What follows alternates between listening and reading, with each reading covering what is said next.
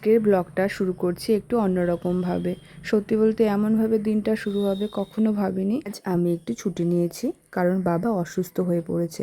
তাই আজ আমরা ডাক্তারের কাছে যাচ্ছি। কি হয়েছে, ডাক্তার কি বলল, আর আজকের পুরো পরিস্থিতিটা তোমাদের সাথে ব্লগে শেয়ার করব। আশা করি শেষ পর্যন্ত ভিডিওটা দেখবে। বাবা একটা ভারী জিনিস তুলতে গিয়ে হঠাৎ করেই কোমরে প্রচণ্ড টান পান। প্রথমে আমরা বুঝতেই পারিনি বিষয়টা এতটা গুরুতর, কিন্তু কিছুক্ষণের মধ্যে দেখলাম যে তিনি একভাবে ঠিকমতো উঠতেও পারছে না।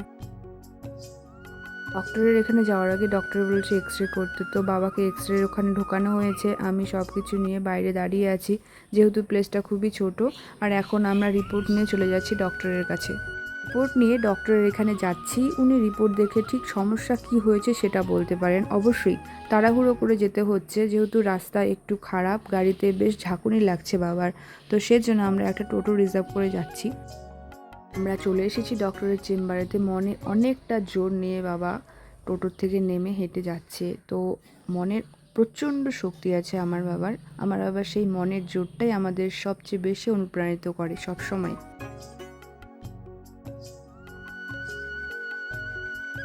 ডক্টরের চেম্বারে গিয়ে দেখি অনেক ভিড়। আমরা আগে থেকে নাম লিখে রেখেছিলাম, তবুও প্রায় 2 ঘন্টা অপেক্ষা করতে হয়েছে। আমাদের সিরিয়াল ছিল 10 নম্বরে। অপেক্ষার সময়টা বেশ দীর্ঘ মনে হচ্ছিল, কারণ বাবার ব্যথায় খুব কষ্ট পাচ্ছিল। ডক্টর বাবাকে ভালোভাবে পরীক্ষা করলো। এক্স রে রিপোর্ট দেখে সব কিছু পর্যবেক্ষণ করে তিনি কিছু টেস্ট করতে বললেন, ওষুধ লিখে দিল। তার পাশাপাশি ব্যথার জন্য একটি মলমও ব্যবহার করতে বলল। এখন দেখা যাক চিকিৎসা শুরু করার পরে কতটা সুস্থ হয়ে ওঠে বাবা তাড়াতাড়ি। ইতিমধ্যে অনেক রাত হয়ে গেছে, তাই আমরা বাড়ির উদ্দেশ্যে রওনা দিয়ে সকালে আমি ওষুধ নিতে চলে এসেছি ডক্টরের এখানে। দেখো 8টা বাজে, তো কতটা ভিড় হয় এই ওষুধের দোকানে।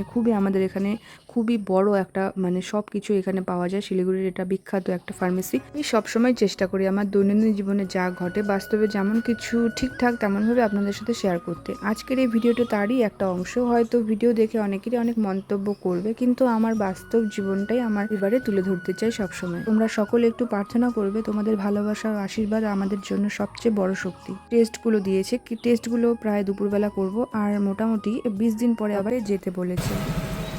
ফাইনালি বন্ধুরা আমি যাচ্ছি বাড়িতে ওষুধটা নিয়ে। তো দেখি এখন বাবাকে খাইয়ে কি হয় ওষুধগুলো। ডক্টর তো বলেছে ভয়ের কিছু নেই, তো এখন দেখা যাক কি হয়। তো তারপরে আমি একটা বেল্টও দিয়েছে, তো সেই বেল্টটা আমি এখন নিয়ে গেলাম। তো বাবাকে দেখি কি হয়। বলেছে বয়সের জন্য এটা হচ্ছে, তো তোমরা সকলে প্রে করো যাতে ঠিক হয়ে যায়।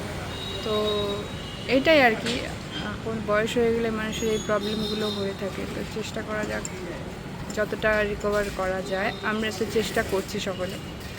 তো চলো দেখা হচ্ছে নেক্সট ব্লগে সকলের সাথে।